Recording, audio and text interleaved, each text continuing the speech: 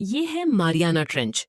इसके दक्षिणी सिरे पर स्थित है चैलेंजर डीप, जो लगभग 11,000 मीटर गहराई तक जाता है। सदियों तक विज्ञान मानता था कि ये एक बंजर, पूरी तरह अंधेरा खाली इलाका है। पूरी तरह अंधकार और हजारों पाउंड हाइड्रोस्टैटिक प्रेशर के कारण माना जाता था कि यहाँ कुछ भी जिंदा नहीं रह सकता। इस विशाल पानी के नीचे की खाई को मापने की पहली कोशिश 1875 में हुई।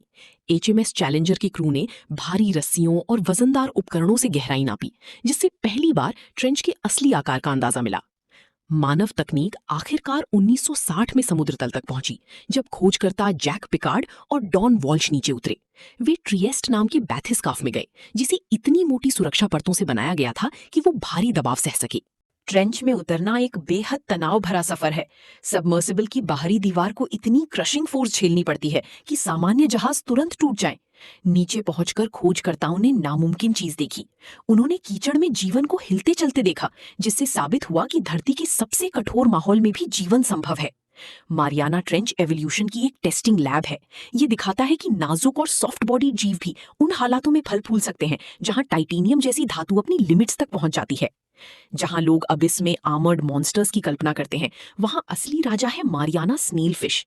ये प्रजाति पूरी तरह फीकी रंगत वाली है। इसका सिर गोल और त्वचा ट्रांसल्यूसेंट होती है। इतनी गहराई में रहने के बावजूद ये बेहद नाजुक दिखती है। इसका सर्वाइवल लड़ने में नहीं, बल्कि प्रेशर के साथ एडजस्ट होने में है।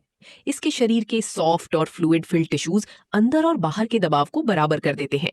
सूक्ष्म स्तर पर खास केमिकल्स इसकी सेल्स को स्टेबलाइज करते हैं ताकि वे इम्प्लोड न हो। इन्हीं अडेप्टेशंस की वजह से स्नेल फिश बहुत कम एनर्जी में समुद्र तल पर आराम से घूमती है। ये कीचड़ में शांतिपूर्वक तैरती है, क्रशिंग प्रेशर से बिना प्रभावित हुए। 11,000 मीटर की गहराई पर सर्वाइवल फिजिकल ताकत से नहीं, बल्कि एडवांस्ड सेल्यूलर केमिस्ट्री से होता है। प्रेशर के अलावा अबिस में टोटल डार्कनेस और न्यूट्रिएंट्स की कमी भी है। इससे यहाँ एक अनोखी क्लीन अप इकोलॉजी बनती है। गोस्टली सी क्यूकम्बर्स ट्रेंच के फर्श पर रेंगते हैं और ऊपर की धूप वाली सतह से धीरे धीरे गिरने वाले माइक्रोस्कोपिक ऑर्गेनिक पार्टिकल्स को साफ करते हैं। स्कैवेंजिंग एम्फीपॉड्स भी यहाँ थ्राइव करते हैं। जहाँ उथले पानी में इनके रिश्तेदार छोटे होते हैं, वहीं डीप सी कंडीशंस इन्हें जाइंट बना देती हैं, ताकि ये गिरे हुए खाने पर झुंड में टूट पड़े। सिंगल सेल्ड लाइफ भी स्कैसिटी के हिसाब से ढल गई है। ज़ीनोफायोफोर्स समुद्र तल पर बड़े मड स्ट्रक्चर्स बनाते हैं, जो ड्रिफ्टिंग पार्टिकल्स को ट्रैप करते हैं और छोटे जीवों को शेल्टर देते हैं। ऊपर के पानी में हंटिंग स्ट्रैटेजीज बदल जाती हैं। वाइपर फिश अपनी ग्लोइंग ल्योर से शिकार को खींचता है और अपने बड़े जबड़ों से पकड़ लेता है। अंधेरा उसके लिए एडवांटेज बन जाता है। डीप सी जेलीफिश बायोल्यूमिनेसेंस का इस्तेमाल डिफेंस और अट्रैक्शन दोनों के लिए करती हैं। इनके ग्लोइंग ऑर्गन्स अंधेरे में लैंटर्न्स की तरह चमकते हैं, क्यूरियस प्रे को टेंटिकल्स की तरह खींचते हुए। जहां खाना बहुत रेयर है, वहां फैंग टूथ फिश ये सुनिश्चित करती है कि उसका शिकार कभी ना भागे। इसके इतने बड़े दांत होते हैं कि मुंह बंद करने के लिए खोपड़ी में अलग सॉकेट्स बने होते हैं। एवोल्यूशन यहाँ बेकार ट्रेट्स हटाने का भी काम करता है। कई स्पीशीज ने कैमोफ्लाज और विजन छोड़ दिए हैं और उनकी जगह ऐसे शरीर विकसित किए हैं जो पानी की हल्की सी वाइब्रेशन भी महसूस कर लेते हैं। अबिस इकोसिस्टम रैडिकल एफिशिएंसी पर टिका है।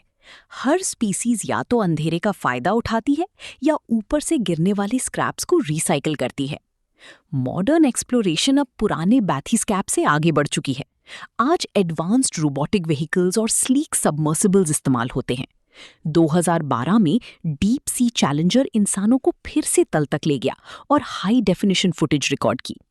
इन मिशंस ने साबित किया कि ट्रेंच पहले सोचे गए से कहीं ज्यादा डाइवर्स है। आधुनिक कैमराज ने लाइफ का ऐसा कॉम्प्लेक्स वेब दिखाया जो पहले साइंस से छिपा था। लगभग हर डाइव में नई स्पीसीज मिलती हैं। कई एलियन जैसे जीव सिर्फ एक बार कैमरे में दिखते हैं और फिर अंधेरे में गायब हो जाते हैं। लेकिन डिस्कवरी के इस दौर ने एक डिस्टर्बिंग सच भी सामने रखा। धरती के सबसे नीचे वाले हिस्से में भी ह्यूमन इंडस्ट्री का असर पहुंच चुका है। साइंटिस्ट्स ने डीप ड्वेलिंग क्रस्टेशियंस के डाइजेस्टिव सिस्टम्स में माइक्रोप्लास्टिक्स और टॉक्सिक रेजिड्यूज पाए हैं। इसका मतलब सरफेस पोल्यूशन अब ट्रेंच तक पहुंच चुका है। बायोलॉजी ने साबित किया है कि वो धरती की सबसे एक्सट्रीम फिजिकल लिमिट्स को भी मात दे सकती है। लेकिन जब दुनिया के सबसे नीचे सिंथेटिक वेस्ट पहुंच चुका है, तो सवाल उठता है, क्या ये स्पेशलाइज्ड स्पीशीज सर्वाइव कर पाएंगी?